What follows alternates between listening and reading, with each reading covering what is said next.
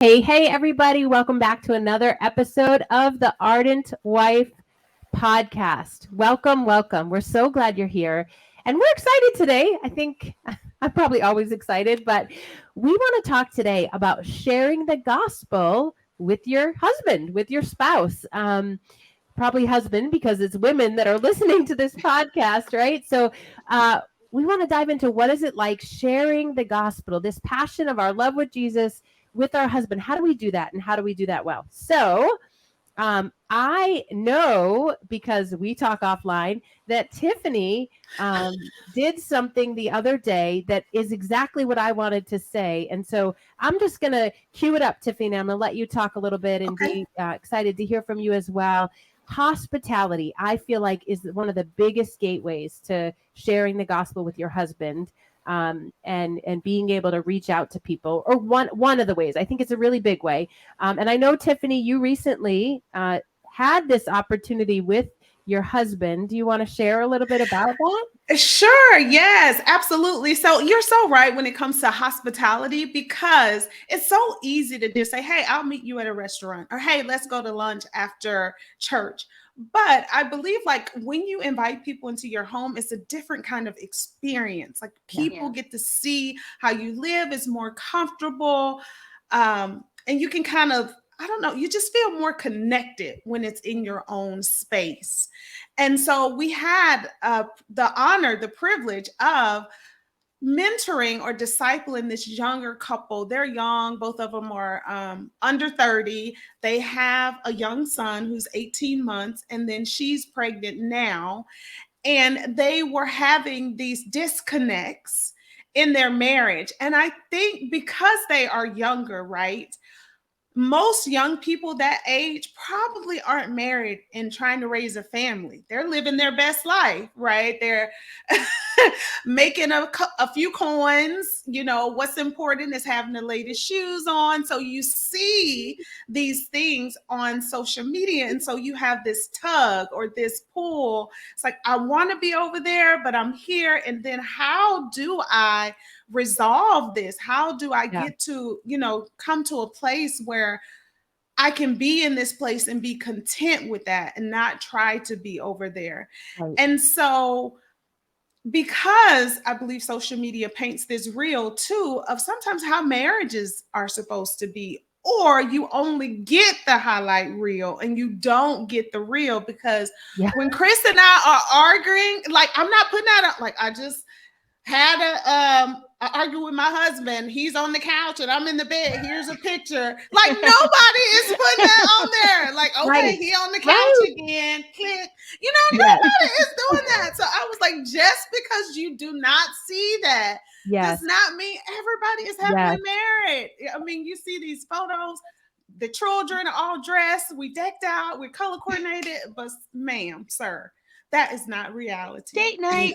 Right. And you know what I really love is that, so I know for me, in our culture, in our kind of fellowship of churches, like, sharing our faith means we're reaching out to somebody who maybe doesn't know Jesus, right?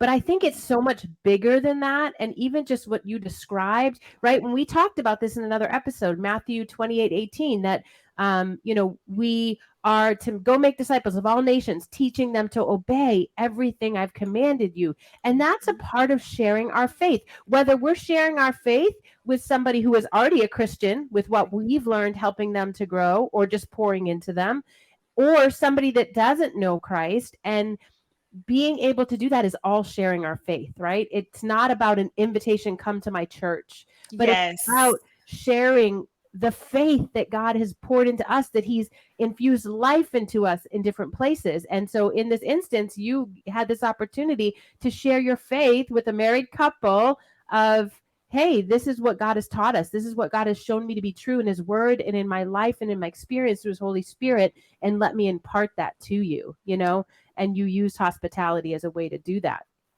Right, absolutely.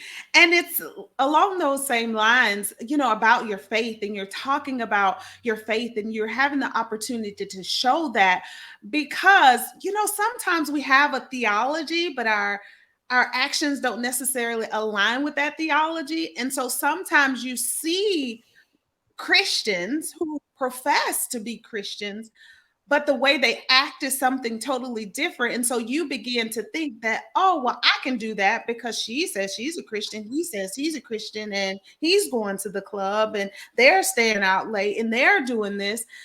But it's like, you have to go back to the Bible, and let's talk. Let's see what Jesus has to say about that. And then let's live that out. Let's live that out. Mhm. Someone else is doing. And that was kind of, the struggle. And I get that struggle, to be torn between those Yeah. places when one seems to be so much more fulfilling than the other, Yeah.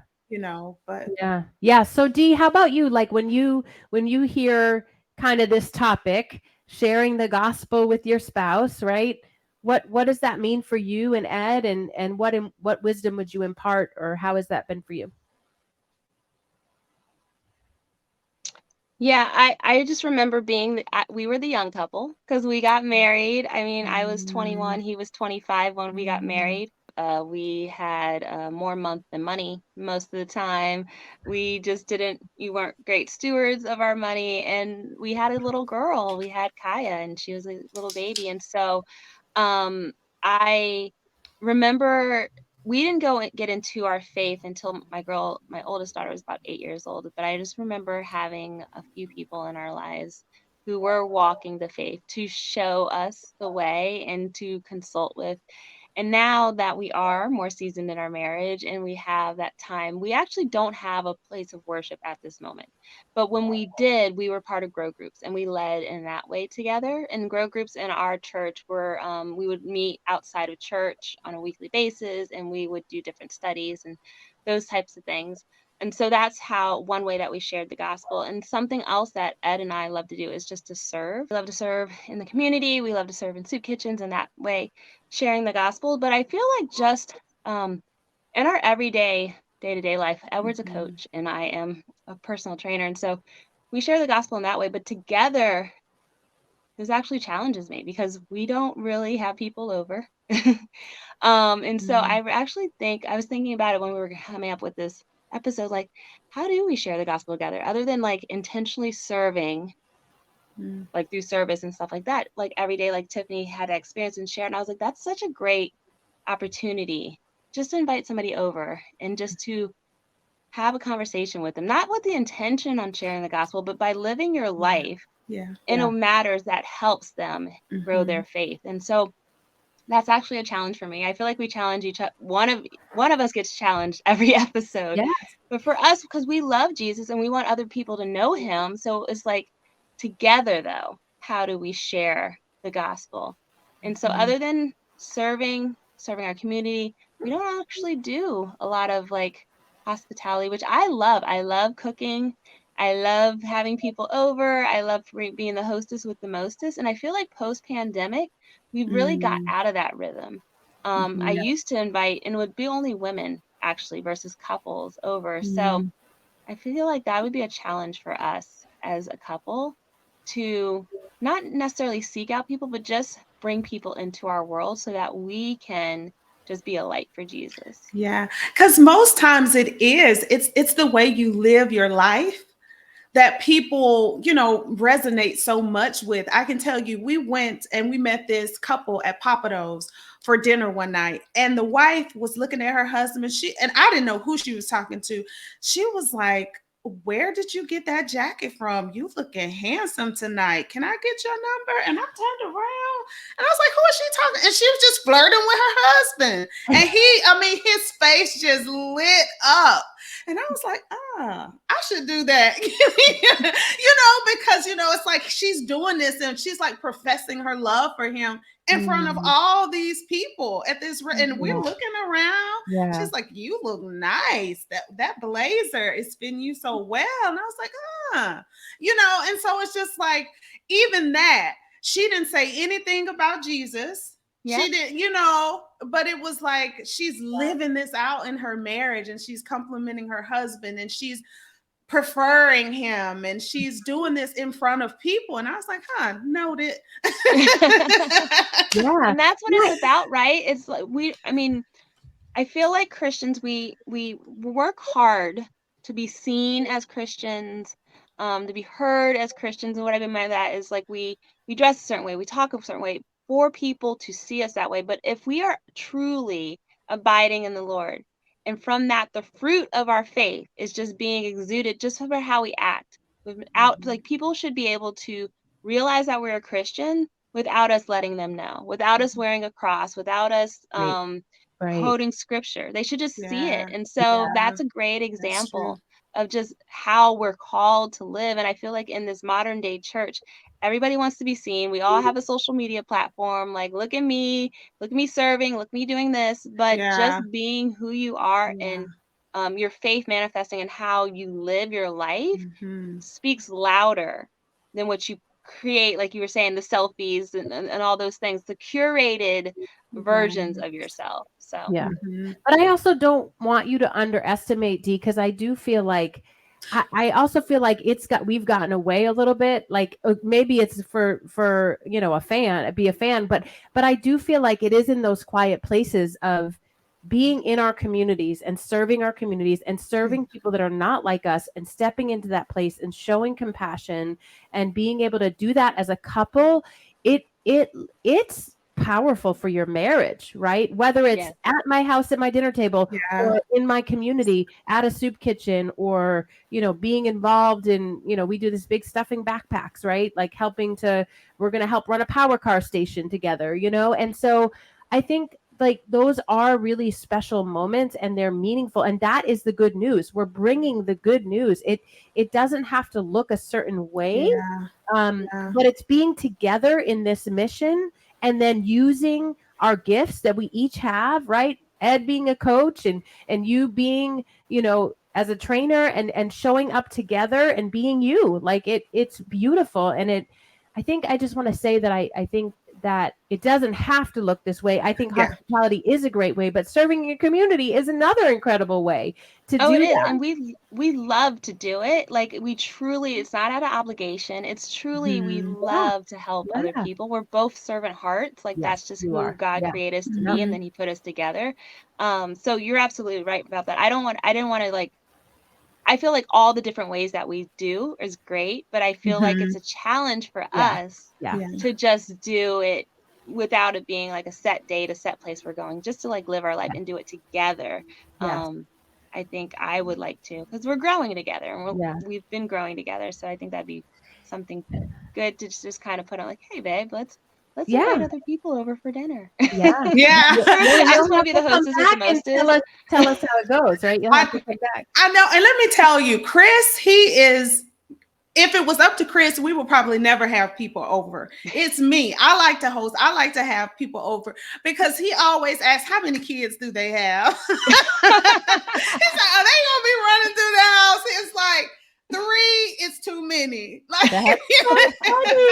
I'm like, sir, like, these are the people that we That's can Edward minister. too. He is He's not a social butterfly. We're the opposite. That's He funny. likes having people, like, just his space at home, but when he's out in public, people think he's just Mr. Extrovert because he's like talking to everybody, and they'll be like, no way. But no, he's complete introvert. His home is his safety. He doesn't really like inviting people in it. So that's, like I'm saying, a challenge for us for sure. He's totally with Chris, like, I don't know about that. Can we go Right. out of my house to do That's these him. things? He's like, I'll even buy the dinner. Just don't bring anybody in. Then they can go home and we can go home. I was like, Exactly. what? So you guys, you're speaking to a question I had. Hey, everybody. I know you're in the middle of listening to this episode. We really love for you to take some time to hit subscribe, share with a friend. And it would be a huge encouragement to us if you would leave us a voice message sharing your thoughts on this episode.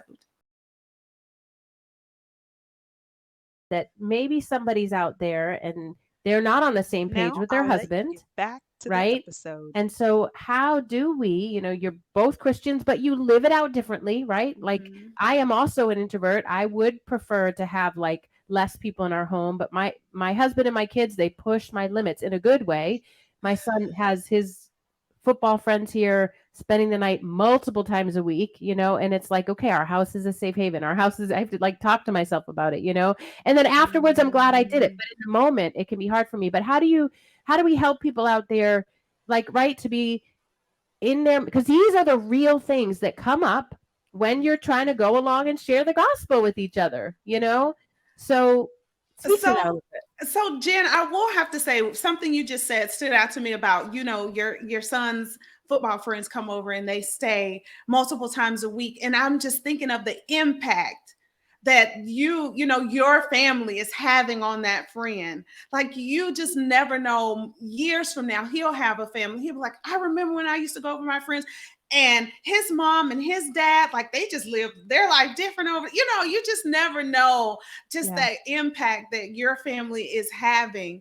Because I've heard a story before where a young guy had went to dinner at an older couple's house, and that stuck with him until he got married. He's like, they prayed together, they ate supper together. It was just like, yeah. So just the impact of that, like, that's the gospel there. We're talking about sharing the gospel with your spouse. That's it. And you're probably not doing anything with the friend, but living and speaking and loving on him. So that's amazing. That's amazing. But to answer your question, I would say it's like a balance, because as you said before, it stretches you, right?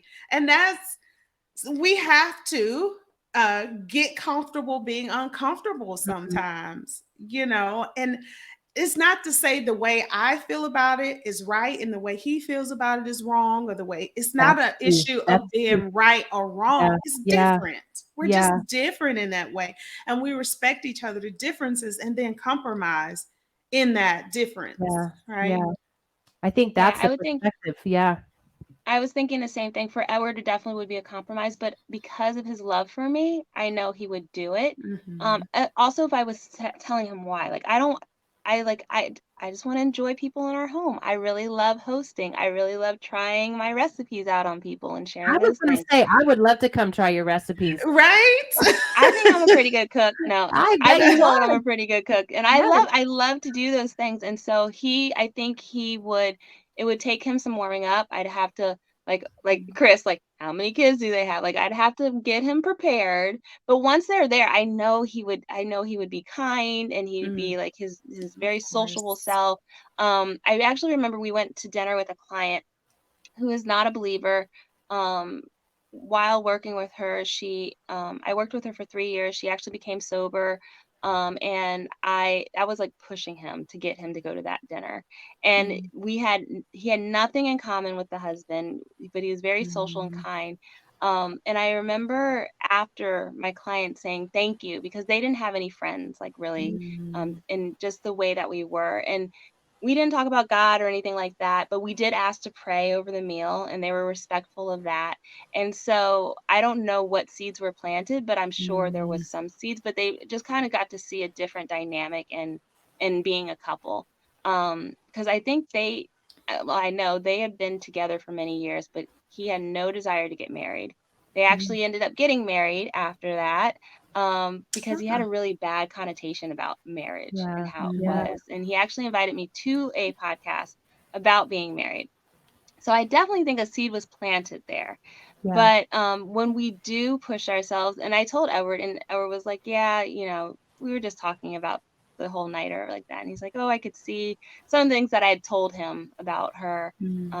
But he could just see those. But just doing those things. And I've been to many of basketball functions and things that I could care less about, out of compromise for my husband. But just that going it alone, and people like being there on his shoulder, like, just being there with him, is definitely a way for you to share the gospel of just kindness and love and compassion, and just whatever the opposite is, selfishness is, whatever that word is, and so doing those things for your husband is sharing the gospel in itself without even having to talk about Jesus. Because again, like we're going to keep saying, it's just how you live your life is sharing the gospel. It's not not the works and deeds that you do. It's the way that you live and the faith that you have in Jesus that exudes from you when you're being a believer. So. Yeah, I believe it's First Timothy says, watch your life and your doctrine. Because if you do, you save yourself and your hearers, right? And so it's got to match, you know, and so, and then we are light. I guess that's not the focus of the episode, but then we are a light when we are doing that, you know, then we can make a light in this world wherever we go together with our spouse, that you don't know how God is going to use you, whether it's walking along the road, serving in your community, having people in your home. But I do want to say, I think it is important to be intentional, right? It is important to be intentional. And as we're talking about being Titus women that are teaching the younger women how to do this, how to live this life of being a Titus woman and, you know, being able to be aligned with your husband and be this light, that being intentional by reaching out to other people, not being afraid to have people in your home, not being afraid to go to places like a soup kitchen or serving in your community that might not feel comfortable to you,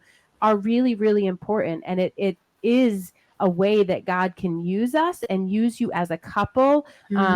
You know, and I think for women, something I hear a lot is, well, my husband's not the spiritual leader of the home, you know, and I'm the one kind of driving the bus. I wish my husband would just step up. But this is a way you can walk together with your husband, you know, and allow him to shine, or allow, you know, him to be seen, or allow you guys to use your relationship in that way of people seeing your life and your doctrine together, you know? Yes, I'm reminded, you know, as you were talking, I was reminded of this quote that says, preach the gospel at all times, and if necessary, use words. That's